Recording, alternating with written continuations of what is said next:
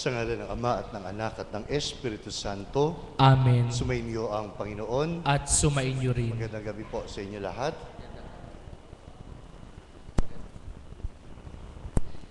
Sa banal na misang ito, sabi nga, isang pasasalamat ang ating ialay sa ating Diyos Ama sa katapatan ng pangako ng muling pagkabuhay ng kanyang bugtong na anak. Kaya't purihin natin ang Diyos Ama sa katapatan niya at gayon din naman sa pagkakaroon niya ng panibagong buhay sa bawat isa sa atin. Ang pagpapahayag ng pasasalamat ay isang paghingi rin naman ng biyaya, lalong-lalo na ang biyaya ng pagpapalakas ng Espiritong Banal.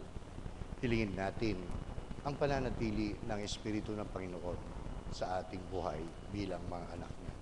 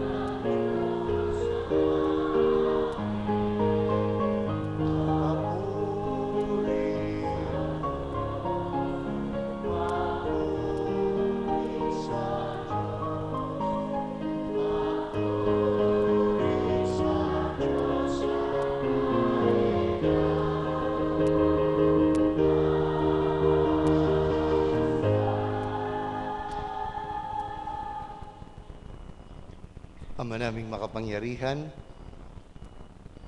kami pinaliligaya mo taon-taon sa pagdiriwang sa Pasko ng pagkabuhay ng Panginoon naming mahal. Ipagkaloob mo pong ang pagdiriwang namin dito sa lupang ibabaw ay magpagindapat na kami sumapit sa ligayang pangmagpakailanman. Ito sa pamamagitan ni Jesucristo kasama ng Espiritu Santo magpasawalang hanggan. Amen. Ang lahat po ay magsiupo.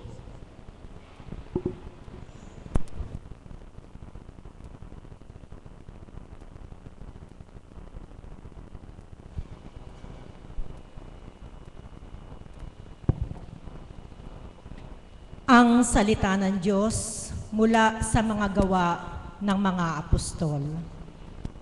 Minsan, 3 ng hapon, oras ng pananalangin, nagpunta sina Pedro at Juan sa templo. Sa malapit na tinatawag na Pintuang Maganda, ay may isang lalaking ipinanganak na lumpo. Dinadala siya roon araw-araw upang magpalimos. Nang makita niya sina Pedro at Juan na papasok sa templo, siya'y nanghingi ng limos. Tinitigan siya ng dalawa at sinabihan ni Pedro, "Tumingin ka sa amin." Tumingin nga siya sa pag-asang siya'y lilimusan. Ngunit sinabi ni Pedro, "Wala akong pilak o ginto, subalit may iba akong ibibigay sa iyo. Sa ngalan ni Jesucristong taga Nazaret, lumakad ka." Hinawakan niya sa kanang kamay ang lumpo at itinindig. Pagdakay lumakas ang paa at bukong-bukong ng lalaki, ito'y napalukso at nagsimulang lumakad. Palukso-lukso siyang pumasok sa templo kasama nila at masayang nagpuri sa Diyos. Nakita ng lahat na siya'y lumalakad at nagpupuri sa Diyos. Nang gilala sila, nang makilala nilang siya ang pulubing dati nakaupo sa pintuang maganda ng templo. Ang salita ng Diyos. Salamat sa Diyos. Diyos ay dapat parangalan ng banal niyang sambayanan. Diyos ay dapat parangalan ng banal niyang sambayanan. Dapat na ang Diyos, itong Panginoon, ay pasalamatan. Ang kanyang ginawa sa lahat ng bansay dapat ipaalam. Siya ay purihin, suubin ng awit, ating papurihan. Ang kahangahangang mga gawa niya'y dapat na isaysay. Diyos ay dapat parangalan ng banal niyang sambayanan. Tayo ay magalak, yamang lahat tayo ay tunay sa Kanya. Ang Kanyang pangalan, ang pangalang banal, napakadakila. Lahat ng may nais maglingkod sa puon, dapat na magsaya. Siya ay hanapin at ang Kanyang lakas ay siyang asahan. Siya ay hanapin upang mamalagi sa Kanyang harapan. Diyos ay dapat parangalan ng banal niyang sambayanan. Ito'y nasaksihan ng mga alipit, anak ni Abraham. Gayon din ang lahat na anak ni Jacob na kanyang hinirang. Ang Panginoon Diyos ay ang Panginoon, siya ang ating Diyos. Sa kanyang paghatol ay ang nasasaklaw buong sansinukob. Diyos ay dapat parangalan ng banal niyang sambayanan. Ang tipang pangako'y laging nasa isip niya kailanman. Ang mga pangakong kanyang binitiwan sa lahat ng angkan. Ang tipan ng Diyos ay unang ginawa niya kay Abraham at may pangako ring ginawa kay Isaac na lingkod na mahal. Diyos ay dapat parangalan ng banal niyang sambayanan. Ang lahat po ay magsitayo.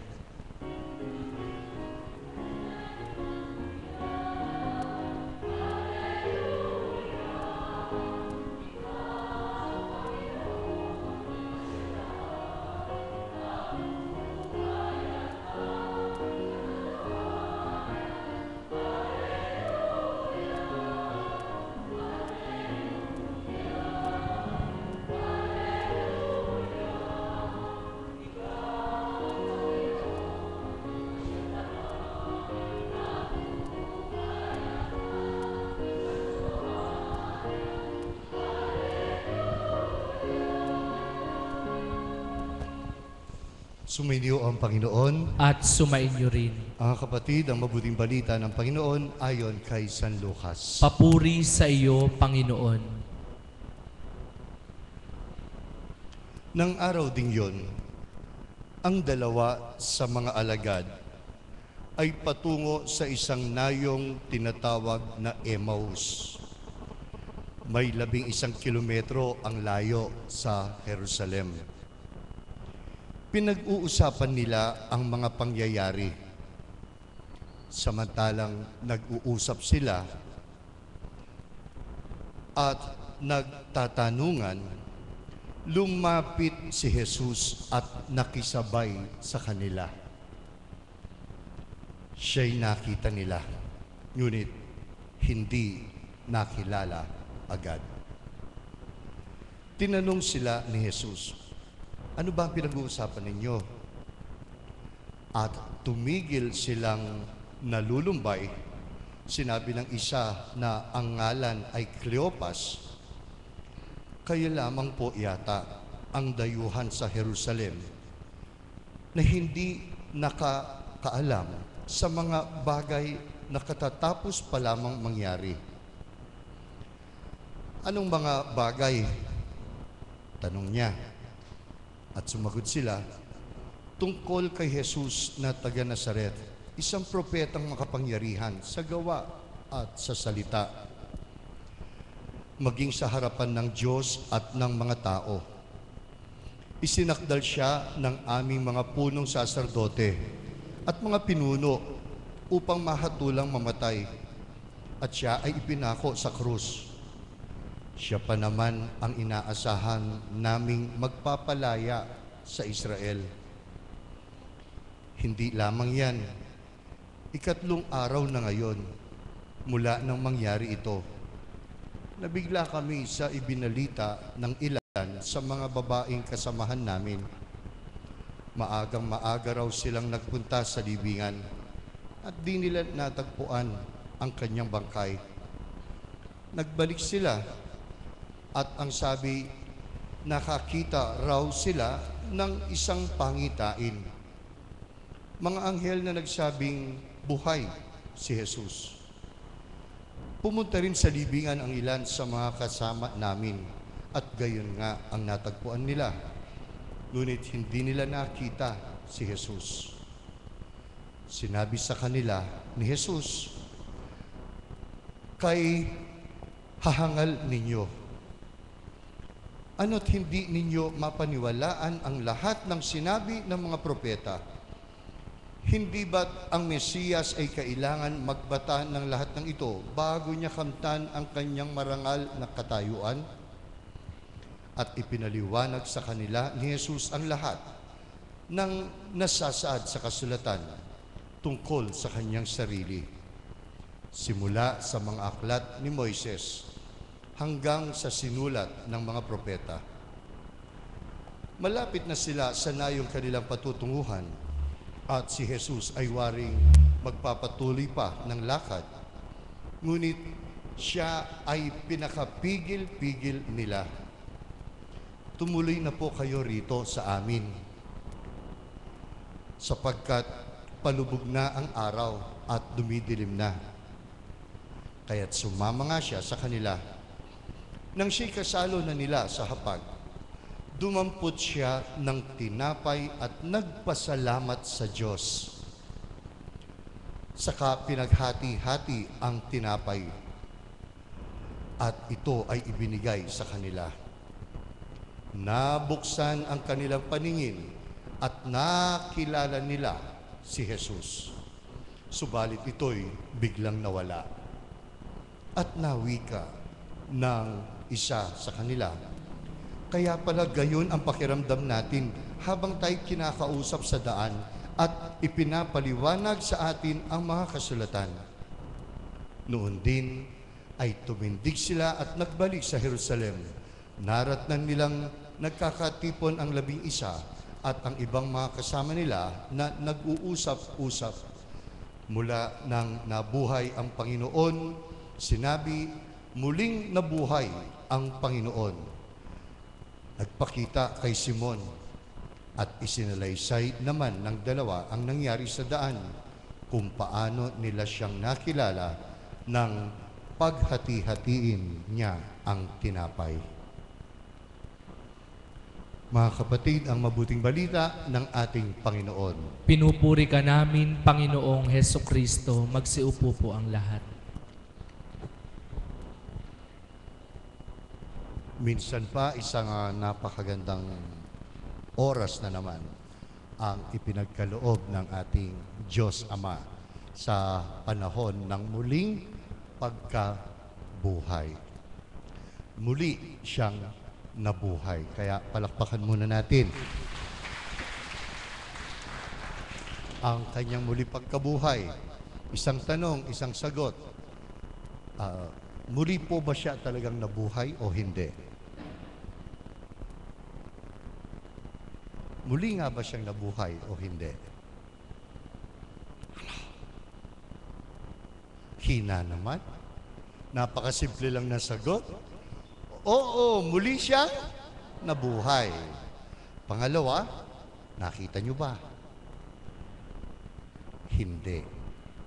Hindi natin nakita. Kaya siguro may pag-aalilangan na muli nga ba talaga siyang nabuhay o hindi.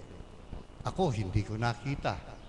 Si Pedro, na alagad niya, hindi rin niya alam kung paano muling nabuhay ang Panginoong Hesus niya. Si Maria Magdalena, hindi rin po alam kung paano siya muling nabuhay. Totoo nga naman, kahit po saliksikin niyo ang banal na kasulatan, walang nagsasabi at nagsasaad kung paano siya muling nabuhay. Sabi ko po nung linggo, walang alam ang sanlibutan kung paano siya muling nabuhay. Pati si Pedro, pati si Maria Magdalena, pati si Maria, pati si Juan, pinakamamahal niya, wala pong nakakita at walang nakakaalam kung paano siya muling nabuhay. Ang ating iglesia, meron lamang po siyang kaalaman na siya ay muling nabuhay dahil nagpakita siya. Inuulit ko. How Jesus resurrected, wala po tayong blow-by-blow account kung paano siya muling nabuhay. Pero mayroong mga sinasabi at tinatawag na pangyayari na siya ay muling nabuhay. At isa po sa pangyayari, wala nang iba, kundi ang ating banal na kasulatan ngayon, ayon kay San Lucas, na tinatawag nating ang daan tungo sa Emmaus. Ang Emmaus ay isang bayan, isang nayon, na kung saan ang dalawa katao, Cleopas ang pangalan ng isa, ay naninirahan. Galing po sila ng Jerusalem, malungkot sila pauwi sa nayon ng Emmaus. Pinag-uusapan nila ang pangyayari. At habang nag-uusap sila, sinamahan sila ni Jesus. Ano ang pinag-uusapan nyo? Isinalaysay ang nangyari kay Jesus. Bigla pang nagalit Kay hangal-hangal ninyo, sabi niya. Napakatanga ninyo, napakahangal ninyo. Sa ibang pananalita, hindi nyo ba pinaniniwalaan na ang sabi niya sa ikatlong araw, siya ay muling mabubuhay? Hindi po natin masisisi ang dalawa katao. Si Cleopas ang isa. Bakit? Kasi nga, una, sabi ko, walang kaalaman kung paano siya muling nabuhay. No eyes have seen how Jesus resurrected and how Jesus' resurrection happened. Wala po. Nagpakita lang siya. Tingnan niyo po, alin ba ang nauna? Ang nakita nila si Jesus o wala si Jesus sa libingan? Tama. Nauna, yung nakita nila, eto nga nakita nila na wala si Jesus sa libingan. The irony of it. Nakita nilang wala si Jesus sa libingan. Kung wala si Jesus sa libingan, muli ba siyang nabuhay o hindi? Kayo naman? Kung wala si Jesus sa libingan. Sige po, ganito. Meron kayong kamag-anak o kapatid o tatay na namatay. Inilibing ninyo. Pagkalibing niya, pagkalipas ng 3 araw, wala siya doon. Anong iisipin nyo? O kita nyo, bakit sinabi nyo kanina? Kaya nga, si Maria Magdalena, sabi niya, kinuha ang ating Panginoon. Hindi namin alam kung saan siya dinala. Mga kapatid, ninakaw daw. Hindi sila naniwala na siya ay muling nabuhay. Ninakaw lamang siya. Ang sinasabi sa atin, malinaw. Totoo nga bang muli siyang nabuhay? Sagot, oo. Paano? Kasi may mga pangyayari at karanasan, mga bagay-bagay na nagsasabing siya ay muling nabuhay. Sabi ko po, nung linggo, ano ang nakita ni Pedro at ni Juan na pinakamamahal na alagad niya pagpasok nila sa yungib ng libingan? Hindi nila nakita si Jesus. Ano po nakita nila? Ang telang pinambalot sa katawan niya at saka ang panyong pinambalot sa mukha niya. Sabi ko, kung ninakaw si Jesus, bakit ang telang pinambalot sa katawan niya at ang panyo sa ulo niya, bakit nakaayos? Makatuklip lang. Mayroon bang magnanakaw? Kapag nagnakaw, aayusin ang ikinalat niya? Wala. Yan ay isang pangitain, isang simbolo, isang paglalarawan na magsasabing si Jesus ay muling nabuhay. Hindi natin alam paano. Walang nakakita. Pero sabi ng mga bihasa sa Biblia, the mere fact that this cloth, ang mga ginamit na panyo at linen, ay nakaayos, ang ibig sabihin, hindi siya ninakaw, kundi siya ay muling nabuhay. Pangalawa, anghel. Sabi ng anghel, wala na siya rito. Muli siyang nabuhay. Wala na siya rito. Muli siyang nabuhay. Kayo po, sa oras na to, nakikita niyo po yung 2 anghel. Kung maging totoo kaya ang 2 anghel na yan, ano ang magiging reaksyon ninyo? Kung mabubuhay ngayon ang 2 anghel na yan,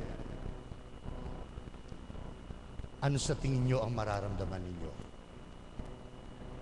The first reaction, tama, matatakot. Ito po yung tinatawag nating mysterium tremendum. 2 po kasi ang klaseng mystery. A mystery that fascinates, mysterium fascinosum.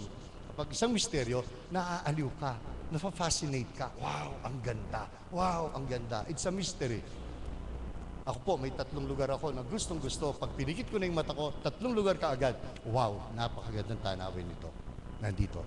It fascinates me. Pero meron tinatawag na mysterium tremendum. It is a mystery that is so tremendous and it gives us fear. Ang dala sa atin ay takot.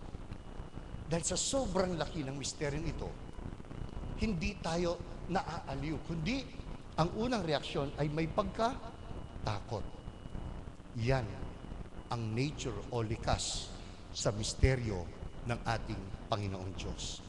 Kaya nga, ang lahat ng nagsasabi, mga anghel, ano pa sinasabi? Huwag kayong matakot. Sinabi kay Maria Magdalena, huwag kang matakot. Sinabi kay Maria nang si Jesus ay ipagdihi niya, huwag kang matakot. Huwag kang matakot. Mga kapatid, ang anghel na ito, hindi nila narinig ng maayos ang sabing nabuhay siya muli dahil ang unang damdamin nila o pakiramdam ay takot. Takot sila. Kaya, hindi nila nadama at nalasap ang kahulugan ng salita ng anghel. Heto ang unang pagkakataon na nagpakita si Jesus. Napansin po ba ng dalawang alagad na ang kasama nila ay si Jesus o hindi? Hindi. Bakit? Ano sabi ng Ebanghelyo? Paano po sila maglakad? Yung ulo nila habang naglalakad. Saan sila nakatingin? Sabi ng Biblia, Ebanghelyo, sila ay nakayuko. Nakatingin sa lupa. Bakit po sila nakayuko?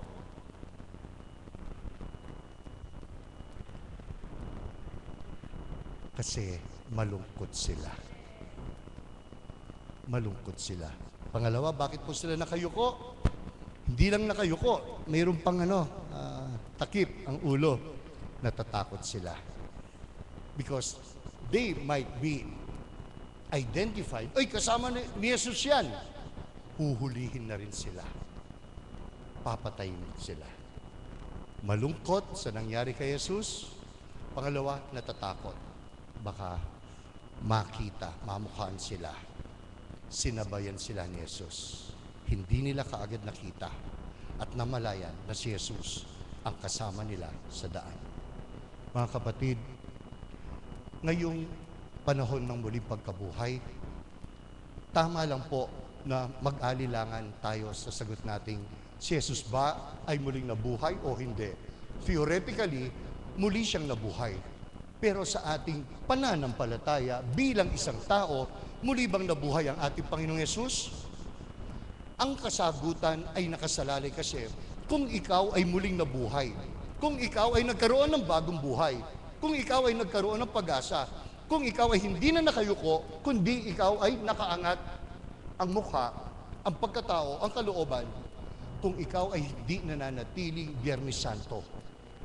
Dahil ang Biyernes Santo ay nilalarawan ang buhay kalungkutan, ang buhay kamatayan. Pero ang muling pagkabuhay naman, inilalarawan na si Jesus ay kasama na natin ngayon sa daan. His resurrection is a promise. Kaya una, huwag po ninyong kalimutan, ang kanyang muling pagkabuhay ay isang pangako sa iyo. Believe that Christ promised you that He will rise again. Isang pangako. Ako po ba naniniwala sa pangako niya na siya ay muling mabubuhay? Pinangakuan niya ako, kung tunay akong naniniwala at sumasampalataya sa katapatan ng Diyos, sumasampalataya rin ako na siya sa akin ay muling mabubuhay. Kaya baunin mo, una, pinangakuan ka ng Panginoon. Tapat siya sa pangako niya. Hindi siya pumalya. Hindi siya nagpabaya. Hindi niya ginawang biro ang buhay na ipinangako niya. You were promised by God that you, together with His Son, will have a new life.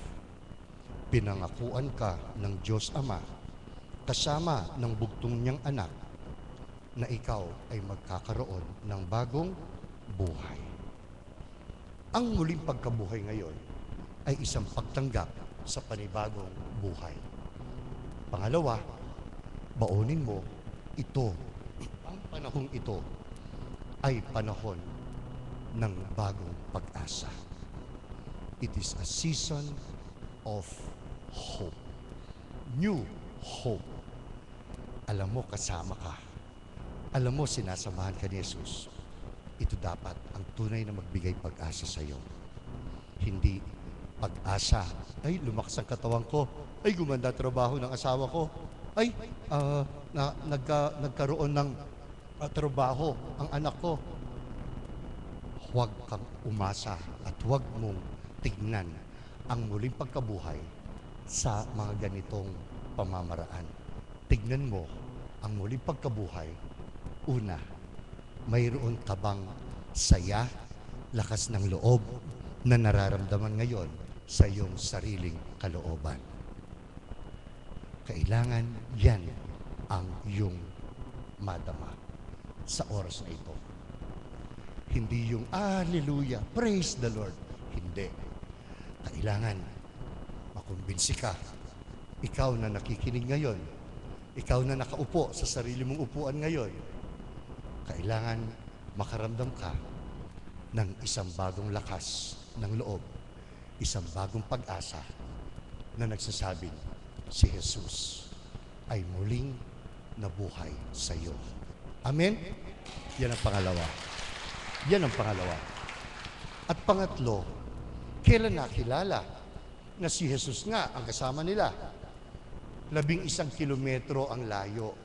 Sa 11 kilometro, hindi man lang nila tinanong kung sino ang kausap nila.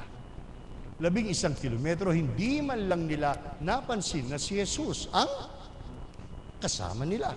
Kailan napansin na si Jesus nga ang sa kanila umalalay at umantabay, sumama sa daan? Sa loob ng bahay ng pirasuhin na niya ang tinapay. The breaking of the bread. Pagkahati at pagkabigay ni Jesus sa tinapay, naging maliwanag sa kanila na siya pala ang Jesus na muling nabuhay. Ipinapaabot sa atin ngayon ng ating banal na kasulatan na tunay nga naman natin makikita at matutuklasan at higit sa lahat matutunghayan personal na ang Panginoong Jesus ay muling nabuhay kapag tayo mismo ay nakikiisa sa pakikibahagi ng ating buhay. Unless you will break Jesus' bread, you will never realize and see for yourselves that Jesus has resurrected. Hanggat hindi nyo ibinibigay ang inyong sarili, hinahati at inaalay para sa iba, kailanman hindi ninyo mararamdaman na ang Panginoong Jesus ay muling nabuhay. Kaya sa karanasang ito, tinuturuan tayo. Actually, the road to Emmaus is a pedagogy of faith. Isa po itong pagtuturo ng pananampalataya. Ito ang tawag dito. It's a pedagogy of faith. Isang pagtuturo ni Jesus sa pagkakaroon ng pananampalataya ng dalawang alagad niya. Papaano niya tinuruan ang dalawang alagad? Una, na kailangan maniwala ka at sumampalataya ka na tapat ang Panginoong Diyos mo sa iyo. Yun ang una. Pinaka-basic po yan. Huwag mong bibitawan yan. Kasi kapag bumitaw ka dyan, paano kapag ikaw ay nakaranas ng pasakit, problema, at nakakalungkot, nakakaiyak sa buhay? Yuyuko ka rin ba? Kagaya ng dalawa. At sa pagyuko mo, hindi mo mamamasdan na si Jesus pala ay kasama mo sa daan. Dahil kung may tunay kang pananampalataya sa pangako niyang tapat, sa oras ng kapigatian ngayon, mga pagsubok sa buhay, diyan mo siya mararanasan. Na tapat nga siya, hindi ka niya iiwanan. At pagkatapos noon, ang pangatlong turo ng Panginoong Yesus ay kung gusto niyong lumalim at maging tunay ang pananampalataya sa akin, gayahin niyo ako. Pirasuhin rin ninyo ang mga sarili ninyo, ibigay, ipagkaloob, lalong-lalo na sa mga nawawalan ng pag-asa. Amen? Mga kapatid, sa Brazil, sabi ko po, nung nakaraang linggo sa misa, sa Brazil ngayon, tahimik pa sila. The number 1 Catholic country in the world is Brazil. Pangalawa lang po tayo. Pangalawa lang tayo. Tignan nyo ang maraming Kristiyano ngayon sa Brazil. Tahimik sila hanggang ngayon. Among, tapos na yung Kwaresma, ba't tahimik pa sila? Simple lang. Kasi hinahayaan nilang maranasan naman nilang personal ngayon. Una, na nagkaroon nga sila ng pag-asa sa katapatan ng Diyos. Pangalawa, na hindi na nga nila dapat tignan ang mga nakaraan. Kagaya ng dalawang alagad, tinignan nila ang nakaraan na nakapagbigay ng kalungkutan sa kanilang paglalakad, na kung tutuusin, siya ay muling nabuhay na. At ngayon sa Brazil, ang tunay na kasagutan, si Kristo ba ay muling nabuhay? Ito po ay kanilang sasagutin sa mga darating pang araw. Sa ibang pananalita, totoo nga ba na sila ay nagkaroon ng bagong buhay? Ikaw ang makasasagot. Ikaw ang makakaalam. Ikaw ang makakasaksi at makakakita na si Jesus, ang Panginoon mo, ay muling nabuhay. Pagmasdan mo, magmasid ka sa mga karanasan mo sa buhay. Saan ka binago ng Panginoon? Saan mo siya hinayaang muling mabuhay? Sa ganitong pamamaraan, you will be like Mary Magdalene. You will be like Cleophas and his companion, na babalik sa ating mga mahal sa buhay na nagsasabing, muli ngang nabuhay ang Panginoong Hesukristo. Bakit? Dahil binuhay ka niya. Binigyan ka niya ng isang buhay na wala ng ibang kahahantungan kundi ang tunay na kaligayahan. Tara, samantalahin natin ang turo ng ating Panginoong Hesukristo sa banal na kasulatan ngayon. Uulitin ko lang, napakahalaga nito. Sumampalataya ka, tapat ang Diyos sa pangako niya. At kapag sumampalataya ka na tapat siya sa pangako niya, ano man ngayon ang nakapagbigay ng kalungkutan sa iyo sa nakaraan, huwag ka nang manatili sa nakaraan. Ang mahalaga, iyon ang umpisahan. Dahil samantalahin mo na siya ay kasama mo na sa daan. At kapag hindi ka na nanatili sa sakit na yan, at naumpisahan mo ng ialay at ibigay anumang meron sa iyo, naku, yan ang katunayan na siya ay tunay na muling nabuhay. Amen? Kaya ipagpatuloy po natin ang pagkikiisa sa kanyang muling pagkabuhay. Sa banal na misa ito, hilingin natin na sana bigyan niya tayo ng kaliwanagan na ibinigay niya sa kanyang mga alagad at kasamahan, na habang daan siya ay ating tunay na matuklasan, na hindi niya tayo kailanman pababayaang mamamatay ngayon at magpasawalang hanggan. Amen. Magsitayo ang lahat. Mga kapatid sa pananampalataya, ngayong linggo ng muling pagkabuhay, atin din namang ipanatag ang ating mga kalooban at sa ating mga kahilingan ang inyong itutugon. Panginoon, dinggin mo kami. Panginoon, dinggin mo kami. Upang ang sambayanang Kristiyano ay manatili sa pagkakaisa sa pamumuno ng Papa at ng mga obispo, manalangin tayo sa Panginoon. Panginoon, dinggin mo kami. Upang maghari ang kapayapaan sa daigdig, lalo na sa mga bansang may nagaganap na digmaan, manalangin tayo sa Panginoon. Panginoon, dinggin mo kami. Upang magkasundo ang mga nag-aalitan sa ating pamilya at sambayanan, manalangin tayo sa Panginoon. Panginoon, dinggin mo kami. Upang ang bawat isa ay maging kasangkapan ng kapayapaan, manalangin tayo sa Panginoon. Panginoon, dinggin mo kami. Pakiyuko ang iyong ulo at hilingin mo na ang iyong sariling pangangailangan.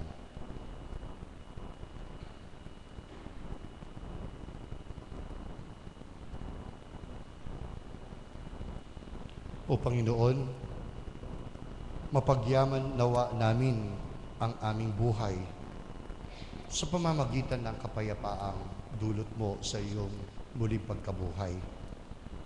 Isang kapayapaang aming tunay na nararamdaman at tunay na nananahan sa aming mga puso, sa aming kalooban, sa aming kaluluwa, upang sa gayoy aming malabanan ang anumang nakapagbigay ng lungkot, lumbay sa aming pagkatao, bunga ng aming mga kasalanan. Mabuhay nawa ang bawat isa sa amin sa espiritu ng iyong muling pagkabuhay ngayon at magpasawalang hanggan. Amen. Amen. Ang lahat po ay magsiupo para sa pag-aalay.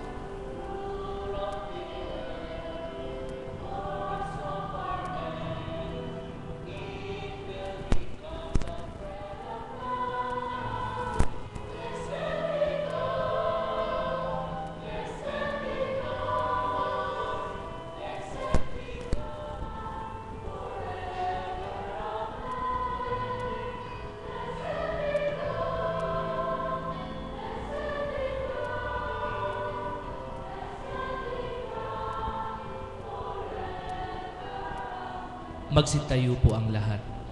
Manalangin kayo mga kapatid upang itong ating paghahain, pati na po ang ating mga sarili, ay kalugdan ng Diyos sa mga makapangyarihan. Tanggapin nawa ng Panginoon itong paghahain sa iyong mga kamay, sa kapurihan niya at karangalan sa ating kapakinabangan at sa buong sambayanan niyang banal. Ama naming mapagmahal, tanggapin mo po ang paghahaing sumasagip sa sanlibutan at kasihan mong papakinabangin ang buo naming katauhan sa iyong pagliligtas sa pamamagitan ni Jesucristo kasama ng Espiritu Santo magpasawalang hanggan. Amen. Sumainyo ang Panginoon. At sumainyo rin. Itaas sa Diyos ang inyong puso at diwa. Itinaas na namin sa Panginoon. Pasalamatan natin ang Panginoong ating Diyos. Marapat na siya ay pasalamatan. Ama naming makapangyarihan, marapat lamang na lagi ka namin pinasasalamatan. Lalo ngayong ipinagdiriwang ang paghahain ng Mesiyas, ang maamong tupa na tumubos sa aming lahat. Ang iyong anak na minamahal ay naghain ng sarili niyang buhay. Siya ang tupang maamong umako sa kaparusahan upang mapatawad ang kasalanan ng sanlibutan.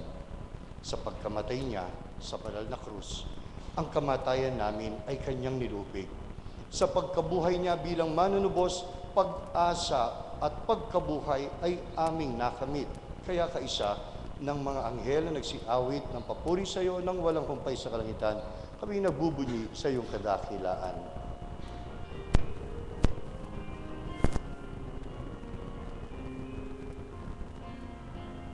Santo, Santo, Santo,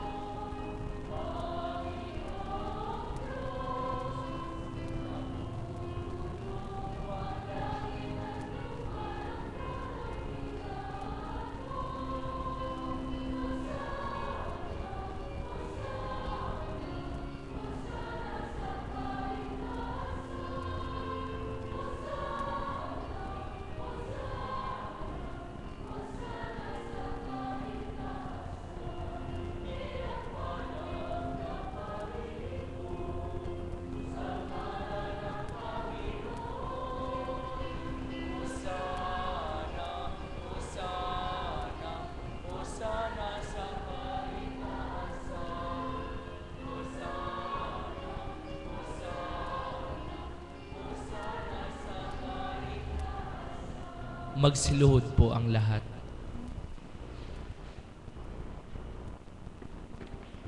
Ama naming banal, ikaw ang bukal ng tanang kabanalan. Kaya't sa pamamagitan ng iyong Espiritu, hinihiling naming gawin mong banal ang mga kaloob na ito upang para sa aming mga anak mo ay maging katawan at dugo ng aming Panginoong Jesucristo. Bago niya pinagtiis ang kusang loob na maging handog, hinawakan niya ang tinapay. Pinasalamatan kanya. Hinati niya iyon at iniabot sa kanyang mga alagad at sinabi, "Tanggapin ninyong lahat ito at kanin. Ito ang aking katawan na ihahandog para sa inyo."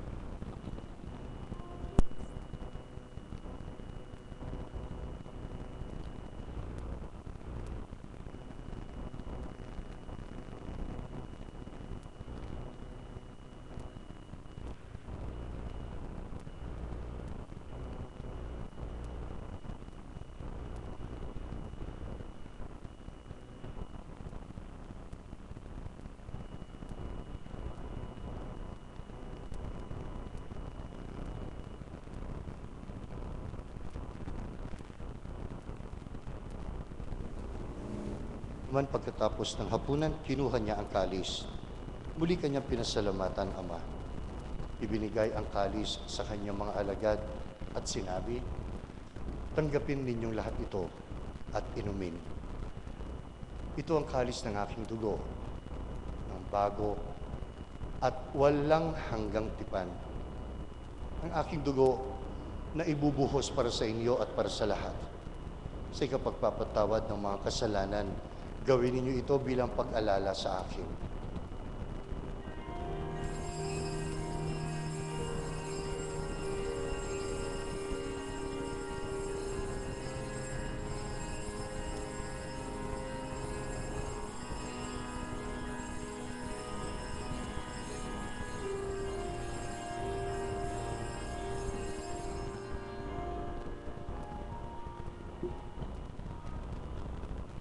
ang misteryo ng ating pananampalataya.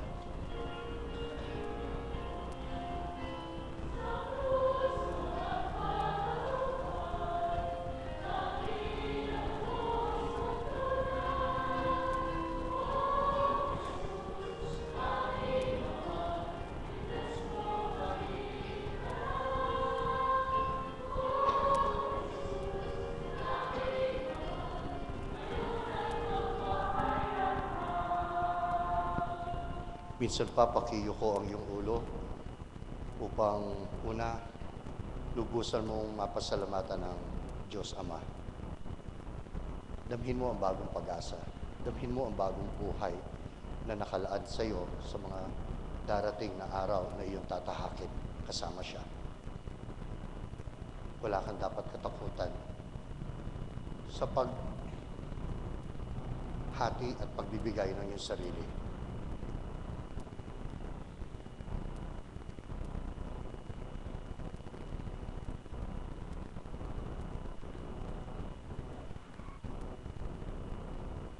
Pangalawa, pasalamatan mo siya. Binibigyan kanya ng parte sa kaganapan ng kanyang kaluwalhatian dito sa sangkalupaan.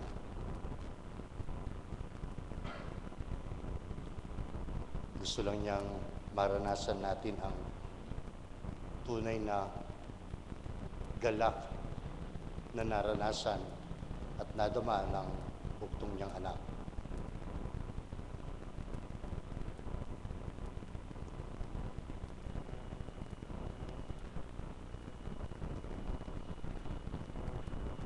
Pangalawa, idalangin mo ang buong Santa Iglesia Katolika. Ang bawat isa. Lalong-lalo na ang mga nananatiling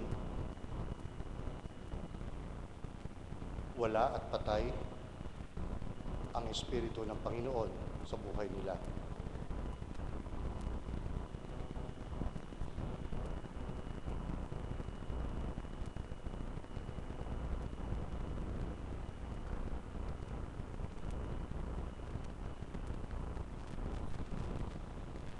Pangatlo,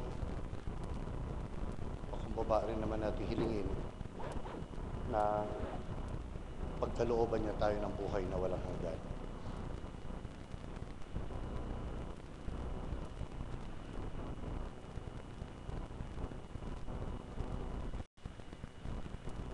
Kasama ng mahal na Birheng Maria na Ina ng Diyos, kaisa ni San Jose na kanyang esposo, kaisa ng mga apostol at lahat ng mga banal na namuhay dito sa daigdig. Nang kalugod-lugod sa iyo, Ama, naway ang pagtitipon namin ito ay isa rin naman pakikisa sa pagdiriwang ng kanyang muling pagkabuhay kasama ng Espiritu Santo magpasawalang hanggan. Amen. Sa pamamagitan ni Kristo, kasama niya at sa Kanya, ang lahat ng parangal at papuri ay sa iyo, Diyos Amang makapangyarihan, kasama ng Espiritu Santo, magpasawalang hanggan.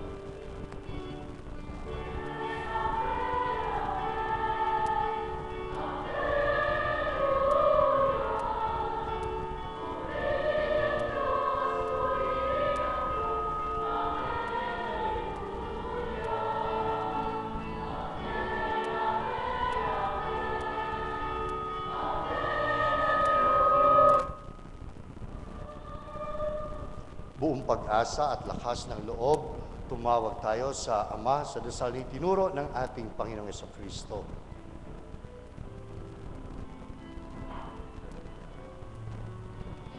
Tayong lahat,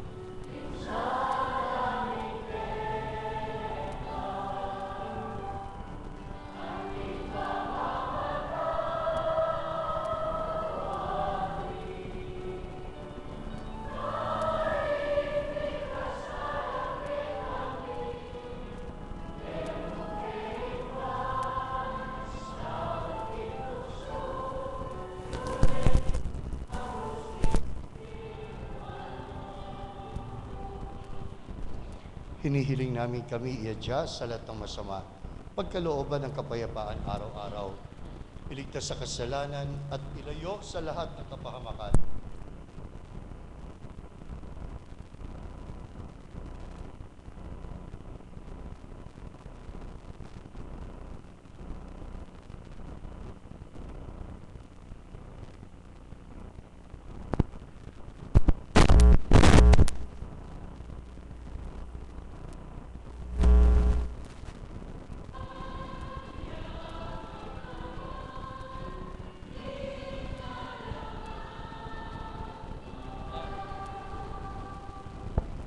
Panginoong Jesucristo, sinabi mo sa iyong mga apostol, kapayapaan ang iniiwan ko sa inyo, ang aking kapayapaan ang ibinibigay ko sa inyo.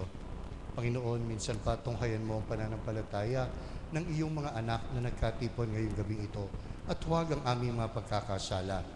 Pagkalooban mo kaming lahat ng kapayapaan, pagkakaisa, ayon sa iyong banal na kalooban, kasama ng Espiritu Santo, magpasawalang hanggan. Amen. Ang kapayapaan ng ating Panginoong Jesucristo muling nabuhay ay sumainyong lahat. At sumainyo rin. Pagkaloob natin ito sa ating mga kapatid sa pananampalataya. Kapayapaan sa inyo lahat. Kapayapaan po.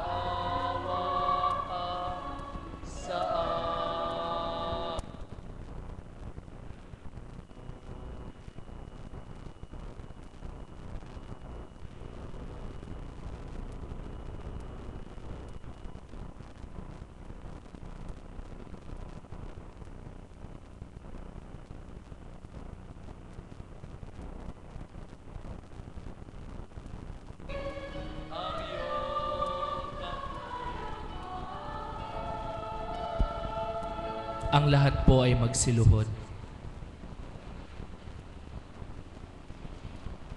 Mga mahal kong kapatid sa pananampalataya, ang misteryo ng banal na misang ito ay nakasalalay rin naman sa pagkakatawang tao ng bugtong niyang anak, ang ating Panginoong Jesucristo. Naway tunay mong mapatunayan na ang iyong tinatanggap ay ang kanyang inialay na katawan at itong alak ay ang ibinuhos ng dugo para sa iyo. Naway magsilbing lakas ng iyong kaluluwa upang iyo ring namang ialay ang iyong katawan at dugo sa mga tao, lalong-lalo na sa mga tunay na nangangailangan. Panginoon, hindi ako karapat-dapat na magpatuloy sa iyo, ngunit sa isang salita mo lamang ay gagaling na ako. Ang katawan at dugo ni Kristo ay dadalhin tayo sa buhay. Amen.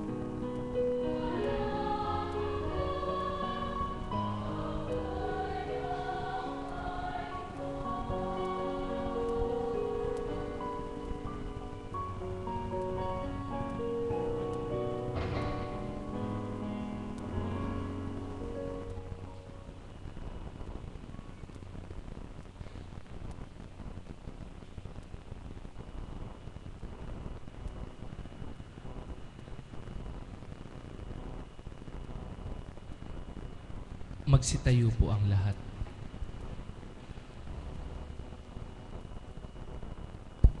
Bago ang huling panalangin at pagbabasbas, nais ko lamang ipaabot at sana inyong buong pusong tanggapin ang aking personal na pasasalamat sa pakikiisa ninyong lahat sa nakaraang panahon ng Kwaresma hanggang sa muling pagkabuhay.